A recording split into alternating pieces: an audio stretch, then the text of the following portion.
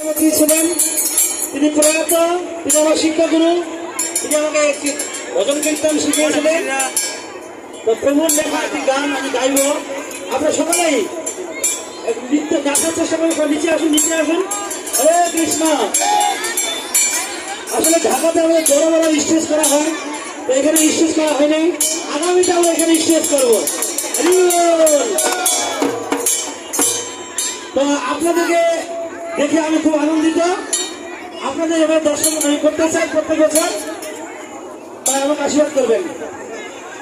এমন কৃষ্ণ ভক্তের সঙ্গ পাইয়া, এমন কৃষ্ণ ভক্তের সঙ্গ পাইয়া আমার জীবন ধন্য হইয়াছে। রথযাত্রায় শ্যামনের আশা পুরাইছে। হরি বল। কি আপনাদের মনে আশা পূর্ণ হয়েছে? কি রথযাত্রা ভালো লাগছে? এমন কৃষ্ণ ভক্তের সঙ্গ পাইয়া, কৃষ্ণ ভক্তের সঙ্গ পাই জীবন ধন্য হইয়াছে। আইসা মনের আশা বোঝাইছে। রথযাত্রায় আইসা মনের আশা বোঝাইছে। এমন কৃষ্ণ ভক্তের সঙ্গ পাইয়া,